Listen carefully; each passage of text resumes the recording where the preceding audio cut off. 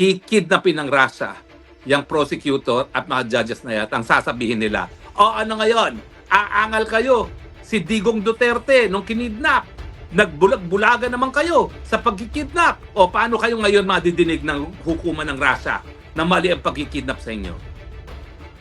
Pero meron pa hong panahon at meron pang pagkakataon para sa mga West na magkaroon at least ng moral standing na questioning ang Russia kung sila'y dudukutin. Yan ay palayain si Tatay Digong dahil mali nga ang kidnapping. At dahil mali ang kidnapping, hindi na dapat magpatuloy ang paglilitis sa kanya dahil yung pangingidnap ay dahilan na nawalan ng jurisdiction ang ICC. Dagdagan ang Bida News Update. Hello, magandang araw sa inyong lahat. Nako, Huwebes na po, isang araw na lang. Thank God it's Friday at magpapahinga na naman tayong lahat. Well, napansin ko po, nung tayo po yung nag-Spokes Hour tungkol doon sa pwedeng paglusaw ng ICC na dahilan para mapalaya si Tatay Digong, abay, ang daming interested, no? So ngayon, dadagdagan ko yung sinabi ko. Ano ba yung legal na basihan para sa Russia na kinonvict nila yung prosecutor at saka yung mga judges ng ICC at sinintensyahan, at anong po pwedeng gawin ng Russia para mapatupad ito at anong epekto nito kay Tatay Digong. Well, okay. Ang legal na basihan ay dahil nga po linilitis nila si President Putin na hindi naman po miyembro ng ICC ang Russia. Hindi po gaya ng Pilipinas na naging miyembro ang Pilipinas at bumitiw. Ang Russia po sa mulat-mula, gaya ng Amerika at gaya ng China, hindi po sila sumapi ever sa ICC. Ngayon, kaya nga po nakapagtataka kasi ang jurisdiction naman ng hukuman ay sakop lamang yung mga bansa na miyembro ng ICC at nakapagtataka kung ano naging legal na basihan ng Russia. No? Well, ang sinasabi po nila, siguro ito yung mga bagay-bagay na nangyari sa Ukraine at kailan lang po naman sumapi ang Ukraine, no? Sa ICC. Pero siyempre po, ang sinasabi ng Russia ay hanggang hindi kami pumapayag na maging kasapi ng ICC, hindi mo kami po pwedeng paghimasukan. So, ang legal na basihan ay kasi nga, pinatawan ng parusa, pinatawan ng warrant of arrest ang President Putin na wala namang legal na basihan. At dahil po dyan, nasentensyahan sila, no, na makulong dahil ang ginagawa nila parang coercion yan, parang grave coercion ata yan, no? Kung di ako nagkakamali, parang grave coercion yan kasi nga wala nang legal na basihan, bakit mag-i-issue ng warrant of arrest, no? Na isang banta sa kalayaan ni Putin. At alam niyo po, siniseryoso naman ng Putin yan, no? Dahil yung mga pagmi-meeting ng BRICS, no? Yung Brazil, Russia, India, China at South Korea na isang bagong samahan ng mga dati mahihirap na bansa, ngayon mauunlad na bansa na at nagiging kumaga, it's a force to reckon with pagdating sa Amerika, no? Yung BRICS. May mga pagkakataon na hindi na dumadalo ng pagmi-meeting si President Putin at kung hindi ako nagkakamali, isa dun sa meeting na hindi niya pinuntahan ay meeting sa South Africa kasi nga for fear na baka siya ay madampot ng ICC. Alam niyo naman na ang ICC wala talaga yung sundalo para dumampot, pero makikipagtulungan yan sa iba't ibang mga kapulisan ng mga miyembrong bansa. No? So kung makikita si Putin doon sa teritoryo ng isang miyembrong bansa, meron talagang obligasyon yung bansa na yon na arestuhin at ipadala sa dahig si Putin.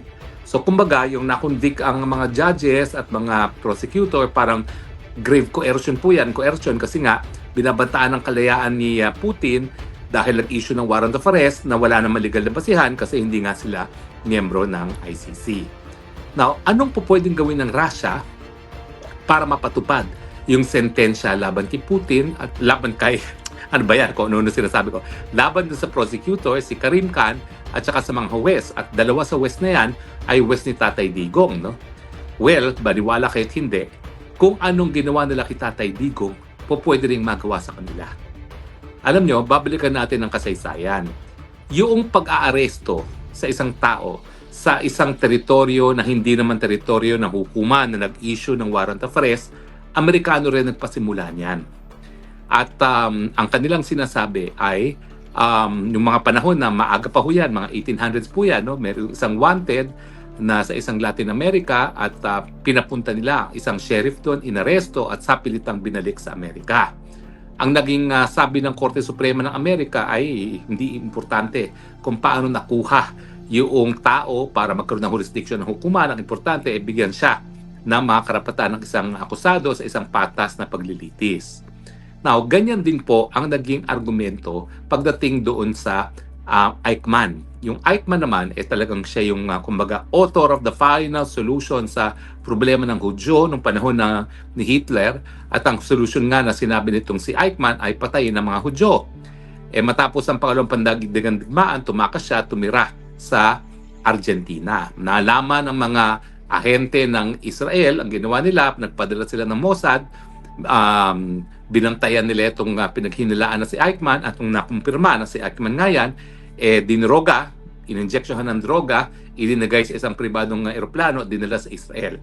Sounds familiar, no? Parang si Tatay Digong na isinakay sa private plane.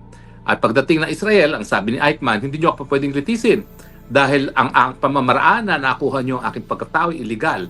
So, dapat yan, itigil ang paglilitis. Pero ang sabi ng Korte Suprema, huwag niyo kakalimutan, ito naman laban sa Nazi regime, no? Ang sabi ng Korte Suprema ng Israel, nako, baliwala yan. Hindi importante kung paano ka nakuha. Importante, mabigyan ka ng patas na paglilitis. So, ganyan po ang nangyari kay Tatay Digong. Bagamat malinaw na si Tatay Digong ay kinidnap ng mga bangag na administrasyon ni Marcos at sapilitang idinala sa dahig dahil wala pang ang mandamiento de aresto nung panahon na nakuha si Tatay Digong. At gaya ng sinabi ko sa isang post, ngayon ko pong nalaman sa aking informante na madaling araw ng 11 nang kinuha nila ang ICC arrest warrant. Bakit? Kasi kung kukunin nilang mas maaga yan, malalaman ni Tatay Digong at magkakaroon ng remedyo sa Korte Suprema. At ako naman po, sasabihin ko sa inyo, handa na sana kami sa isang petisyon kapag nga inaresto si Tatay Digong.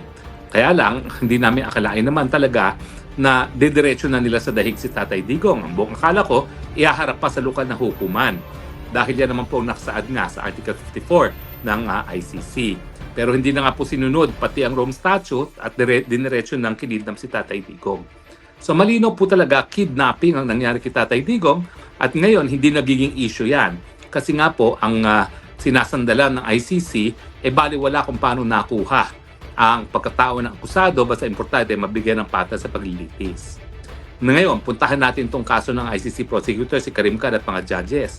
Ang problema, sila po'y nasentensyahan na, in absentia. So, pwede naman sila magreklamo na mayroong violation of due process rights, no? Dahil hindi sila nabigyan ng pagkakataon na marinig. Pero pwede bang gumalaw ang Russia para ipatupad yung sentensya sa kanila? Well, gaya ng ginawa ng Israel kay Eichmann, gaya ng ginagawa ng mga Amerikano sa mga pinapadukot nila sa mga foreign territories sa bisa ng isang warrant of arrest na inisyu ng isang hukumang Amerika. Siyempre, kung nagagawa ng Amerika yan, kung nagagawa ng Israel yan, kung ginawa yan ni Marcos Jr. kay Tatay Digong, pwede rin gawin ng Russia sa mga judges at prosecutor na ipadukot din sila. At siguro ang gagawin nilang depensa ay kinakailangan magkaroon naman sila ng paglilitis para madepensahan sila. Pero yan po ang diferensya. Kapag kinonsinti natin ang kidnapping at hindi natin kinuwestiyon kung tama ba ang pagkikidnap para magkaroon ng jurisdiction ng isang hukuman. Hindi lang naman Amerika, hindi lang naman Israel, hindi lang naman si Marcos Bangag administration na po pwedeng gumawa niyan. Pwedeng gawin din yan ng mga Russians laban sa mga mahistrado at mga prosecutor ng ICC. At sinasabi ko nga dyan, 2 judges ngayon na naglilitis sa kaso ni Tatay Digong ay kasama doon sa nasentensyahan ng hukumang Russia. So kapag ang Russia ay nagpadala ng isang team ng private jet at kinidnap yung mga West na yan at mga prosecutors at linitis sila sa Russia, o anong sasabihin nila? Violation of due process rights. Bakit si Tatay Digong?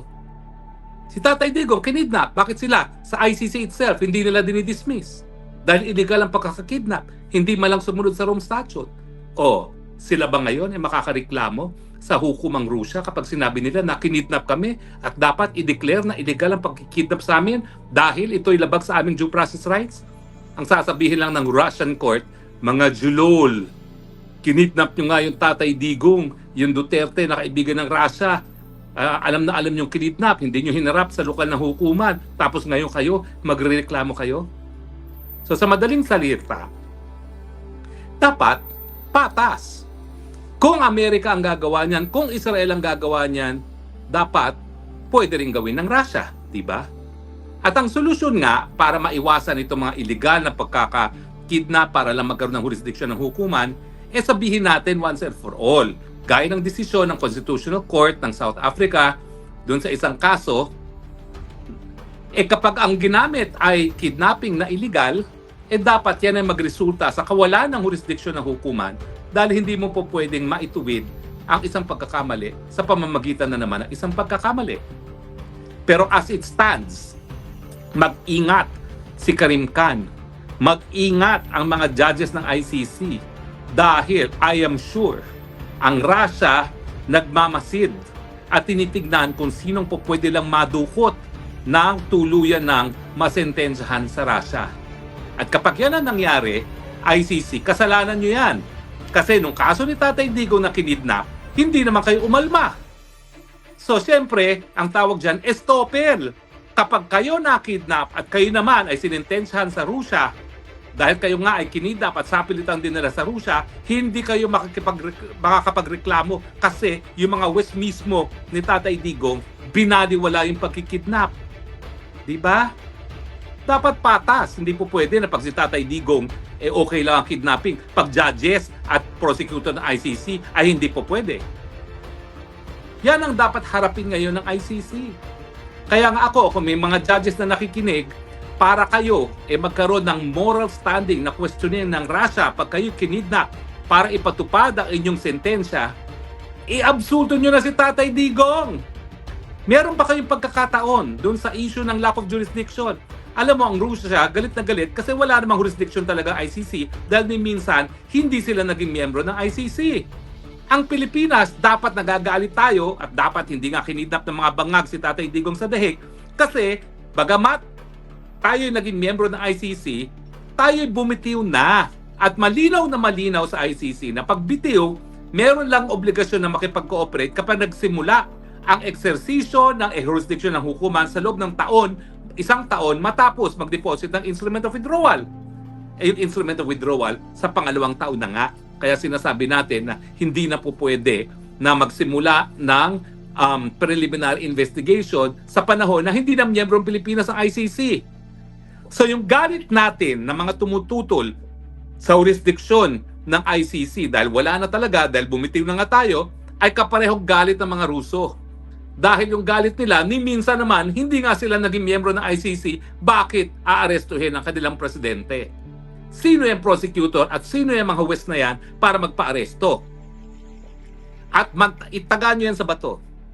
Darating at darating ang araw, kikidnapin ng Russia yung prosecutor at mga judges na yan. Ang sasabihin nila, ano ngayon? Aangal kayo. Si Digong Duterte nung kinidnap, nagbulag-bulaga naman kayo sa pagkikidnap. O paano kayo ngayon madidinig ng hukuman ng Russia na mali ang pagkikidnap sa inyo? Pero meron pa hong panahon at meron pang pagkakataon para sa mga West na magkaroon at least ng moral standing na questioning ang Russia kung sila'y dudukutin. Yan ay palayain si Tatay Digong dahil mali nga ang kidnapping. At dahil mali ang kidnapping, hindi na dapat magpatuloy ang paglilitis sa kanya dahil yung pangingidnap ay dahilan na nawalan ng jurisdiction ang ICC. Di ba? Kung tayo naniniwala sa rule of law, kinakailangan kung ang kidnapping ay illegal at ang pagiging illegal ng kidnapping ay dahilan para mawalan ng kidnapping, dapat yung prinsipyo na yan ina-apply sa lahat. Hindi lamang kay Tatay Digong dahil gustong ikulong ng mga bangag si Tatay Digong sa dahig, kung hindi kasama na rin sa mga prosecutor at west ng ICC dito sa kaso kung saan sila ay nasentensyahan na ng hukuman ng Russia. Yan naman ay kung sila ay makikinig. Bakit? Akala ba nila hindi magagawa ng Russia ang pangingidnap sa kanila? Kung ang bangag nga nakakidnap ng isang pinakamamahal na presidente sa Pilipinas, yan pa kaya ang mga west at mga prosecutor na wala namang pakialam ang taong bayan ng daigdig? Di ba? O ayun, mukha na nga kawawa yung mga judges, hindi na nga makapag-deposit, wala na silang internet banking, wala na silang magawa. Makikidnap pa. Paano naman tayo magsisentimiento? Paano naman natin sila susuportahan kung sila'y makidnap? Alam na alam natin si Tatay Digong kinidnap at nagbulag-bulagan din sila. Di ba? Ano sabi sa Biblia? Do unto others what you want others to do unto you. Dahil kayo nagbulag-bulagan kay Tatay Digong nang siya'y kinidnap, pag kayo kinidnap ng Russia, huwag kayong magreklamo na illegal ang kidnapping. Dahil kayo, nagpatuloy kayo ng jurisdiksyon, alam nyong mali ang pamamaraan para makuha ang pagkatao ni Tatay Digong. Malinaw po yan. At talaga naman, dapat manginig ang mga judges at ang ICC prosecutor dahil hindi po yan tatantanan ng mga Ruso. Lalong-lalo na nagkakaisa ang Russia at ang Estados Unidos at ang China na walang kwentang hukuman itong ICC. At ang patunay dyan ay hindi nga sila ever naging miyembro ng ICC. Ako po, inaamin ko po, isa ako doon sa talagang aktibo na humikayat, hindi lang sa Pilipinas, kundi iba't iba pang bansa sa buong daigdig na sumapi sa ICC. Kasi nga po, pag nagkaroon ng pagkakataon na mangyari o maulit muli yung genocide ng World War II, na milyon-milyon ang pinatay ng Adolf Hitler, kinakailangan naman merong mapuntang hukuman ang mga biktima. Kaya nga po, meron tayong tinatawag na complementarity principle na kapag gumagana ang lokal na mga hukuman, hindi dapat makialam, maghimasok ang ICC. Pero alam na alam naman natin na sa Pilipinas, gumagana mga hukuman. Isa tayo sa pinaka-advance, isa tayo sa talagang kilalang jurisdiksyon na nangangalaga sa karapatang pantao. Meron tayong writ of amparo, meron tayong writ of habeas data, meron tayong writ of habeas corpus. And yet, kita nyo ginawa ng ICC para bagang walang kakayahan ng Regional Trial Court natin na litisi si Tatay Digong. At yan lang naman ang sinasabi ni Tatay Digong.